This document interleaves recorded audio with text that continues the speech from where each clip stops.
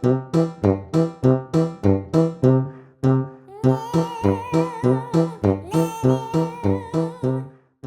迎各位小朋友、大朋友收聽阿貓阿狗說故事。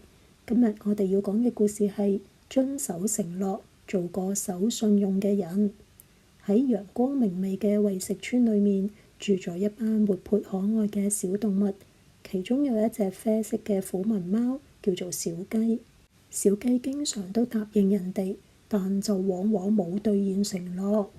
有一日，小雞最好嘅朋友米高同佢講：小雞，你聽日可唔可以同我一齊溫書啊？我擔心自己一個人溫，好快會瞓着啊！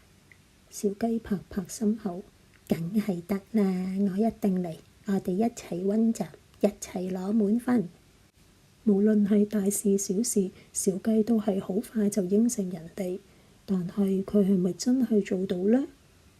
第二日，米高坐咗喺書台前邊，等了又等，窗外嘅天色慢慢變暗，但係小雞始終都冇出現。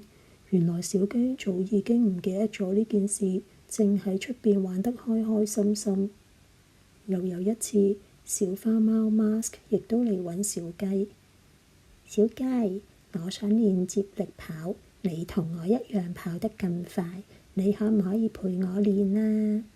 小雞就話：梗係得啦，放學操場見。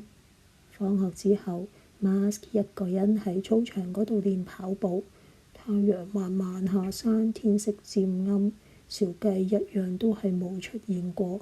原來佢已經返咗屋企瞓覺，完全唔記得咗呢個約定。一次、兩次、三次，小雞嘅一定會都係變成咗永遠做唔到，永遠失信。小雞嘅朋友開始小聲議論：都係唔好再揾小雞幫手啦。係呢，佢每次都應承，但次次都做唔到。慢慢，小雞開始發現，大家好似都唔再揾佢幫手咯。有一日，大家熱熱鬧鬧準備一個表演，小雞開心咁樣跑過去問：喂，我有咩可以幫手啊？米高有啲猶豫：我哋今次人手夠啦。小雞企埋一邊睇住大家忙碌，心裏面突然覺得好難過。點解大家都好似唔再需要佢嘅？放學之後，老師輕輕叫住小雞：小雞，你知唔知咩係誠信啊？小雞就話：係咪即係唔講大話啊？老師微笑同佢講：唔單止咁㗎，誠信仲包括咗應承咗人哋嘅事就要努力做到。如果你唔肯定做唔做得到，或者根本冇打算做，咁你就唔應該輕易答應。小雞耷低頭，諗起咗嗰啲自己冇兌現嘅承諾。過咗一段時間之後，小雞最好嘅朋友米高又再嚟揾佢。小雞，你可唔可以幫我一齊整理圖書啊？小雞差啲又想即刻應承，不過今次佢停一停，諗一諗，然後先至答米高。米高啊，唔好意思啊，我今日唔得，不過我聽日晏晝可以幫你，得唔得啊？米高笑住同佢講：好啊，咁我哋約聽日。到咗第二日下晝，小雞準時嚟到圖書館，佢認真整理書本，一本一本放好。米高好驚喜：小雞，你今次真係嚟咗啊！小雞就話：係啊，因為今次我係肯定自己可以嚟先應承你㗎。幾日之後，Mask 亦都嚟揾小雞幫忙佈置課室。今次小雞亦都仔細諗咗一諗先至答佢：我下晝可以幫你1個鐘，不過之後我要返屋企做功課，好冇啊？嗰日下晝，小雞亦都準時出現，全心全意幫 Mask 佈置課室。Mask 好開心同佢講：小雞，你今次好可靠啊！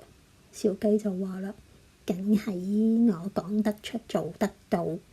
小雞發現，當佢能夠兌現承諾，心裏面有一份實實在在嘅滿足感。